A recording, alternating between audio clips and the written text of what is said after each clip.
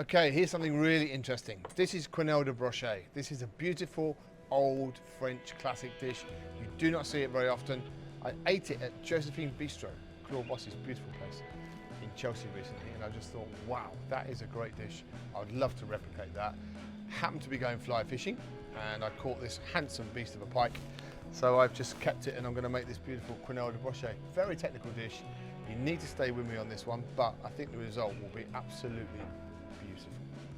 So we're going to start basically treating it like a sort of a sea bass. We're going to fillet it. We need to get all the filleting off. It's a very tricky fish to manage. The teeth in that guy are off the charts.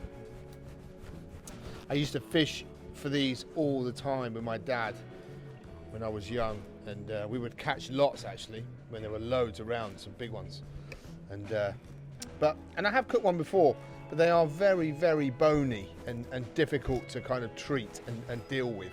So I think that's probably why this brilliant dish was invented in the first place, because ultimately it's a case of pureeing the fish. So they are very difficult. The pinboning is probably the longest process of this whole thing, but you know, hey hey. Actually it's not, it's getting it through a tammy, but there we go. Okay, so that's one side off, basically the same as you would a sea bass or whatever. Turn it over. But a great fish. This is, you know, this is a freshwater fish, so I would always tend to take these only from rivers and where I'm allowed to. Take them out of rivers really, rather flowing water rather than standing lake water, because I just think otherwise they can be very muddy and have that sort of nasty pond taste to them. We don't want that. So nice flowing river where you're allowed, then take them from there. But yeah, it's a very popular fish in France. I know that Moxon's fishmongers sell them from time to time, where they can get them in for you. So they're a beautiful thing. Right, now that is off the bone, we just need to, I'll leave that there like a little mascot so you know what I'm doing. We're not going to have to worry too much about how delicate we treat this, because we are going to puree this whole fish into a puree and then make a mousseline, a very classic French mousseline with all that wonderful double cream. So all the trimmings are going to come off, the skin's coming off, the pin bones are coming out. Yep, it's a bit of a procedure. We need these lovely little tweezers, and then we need to run out. I'll show you one of these bones if I can get them out. And they come out, they're huge, look at that. Wow, that's a thing. There we go. So you just need to go all the way down the back. Well, you need to get them all out really, but we are going to blend it and put it through a tammy, so it's not going to be horrendous. So I'm just going to whip off the skin. All the pin bones are out now. That took a minute or two, but it's not too bad actually. But it's not really the sort of flesh you would want to pan fry and eat, to be honest. Just chop that up into small pieces. You'll notice that I've got a fantastic robo coupe there to blend all of this, and that's going to be our key. And that robo coupe has had ice blended into it, so it's really cold, and that's super important, because if we're going to make a mousse and we're going to try and add fat to this protein, we need that fat to stay where it's supposed to. So we're going to blend this in the robo coupe. Okay, into the robo coupe. And that gets a really good blend. Now, let's just have a clean down from all that. What we're trying to do now is just blend that fish, and so it's really, really smooth, and we can pass it through a tammy or a fine sieve. Okay, so that's had a really good blend, and it starts to really come together now, that protein. A few things need to go in there now. Egg whites going in there now. That's 4 egg whites going in there. That's what's going to give it that lightness, that beautiful fluffy texture at the end. I'm going to put some white pepper in there. Nice seasoning of white pepper. I'm going to go in with some nutmeg in there, fresh nutmeg. Now you'll notice what I'm not putting in there now is salt. If you put salt in there now, you are in a big world of pain, because you've got to put that through a tammy, and that flesh will tighten right up and you'll have a huge problem. So leave the salt alone at this stage. Okay, time to get that through a tammy. Right, there we go. That's coming together nicely. It's nice and smooth. The more you blend this, the less utterly painful it is to put it through the tammy. So there we go.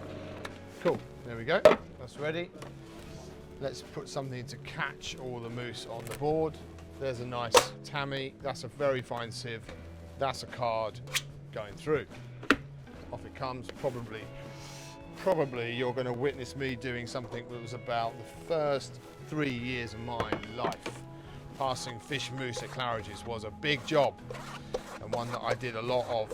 But you can see, if you look on the top of that tammy, the reason we do it, because all the fibrous stuff and all the bits and pieces that don't want to be in that mousse get trapped in the tammy, so that's really important. Best way to pass a mousse through is like this. I'll show you.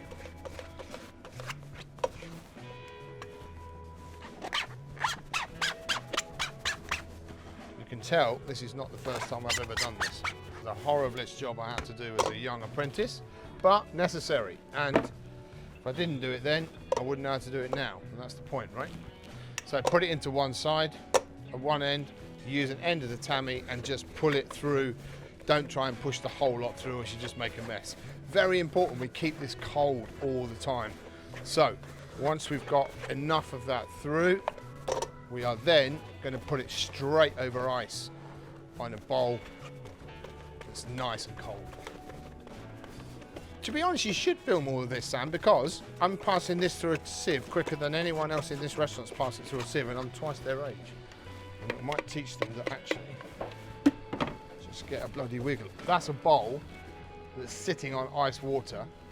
There's our lovely passed flesh straight into there, and you'll notice it's still quite loose because there's no salt in there, and that's really important. And the reason I use the cling film underneath is that I can then do this.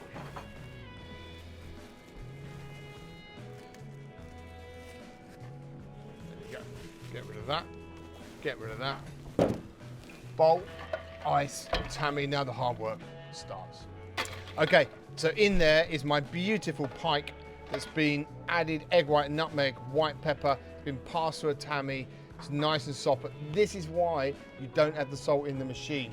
I'm going to add the salt now, and you look very quickly what happens to that. Very important, it's over ice like that. Keeps it really cold. And this is how you make a proper fish mousse properly. You'll watch, that will tighten up really quickly. Do not add the cream until it's tightened up. That's really important. There we go. Now, double cream. In goes the double cream, a little bit at a time, almost like a sort of making a mayonnaise. Put a little bit in, work it in gently, take your time, take your time. This is not a job you can rush. This is not a job that's particularly pleasant, and it's not a job that there's a shortcut or a hack to. A bit like life. This is Paul Bocuse territory, Auguste Escoffier territory. This goes back some way, but you know, in France, they eat perch, they eat pike, and they came up with a fantastic way of treating that fish so that it worked. It's a peasant fish. It's a poor man's fish. Simple. People go fishing, catch a pike, make a beautiful mousseline, poach it, gratinate it, and serve it. Easy. There's work, process. It's like all French food. It has layer upon layer of process. And that's why people either understand it or they don't. And that's why a lot of new restaurants just can't do that, because it's really expensive to do. To produce food in a proper classical French way, it takes time and process. And that now, because of the way that things are set up, our models don't really allow us to put that much labour into things. So it's very, very difficult. We fight on. You up to, chef? I'll tell you, Michelle, come on. Yeah, come on, tell me. Come on, you do it. Oh, I'm not doing that. Okay, we're at this stage now, but what happens is you get that, there's a beautiful sheen on it, and when I'm mixing it, you'll hear this slapping sound that's really important.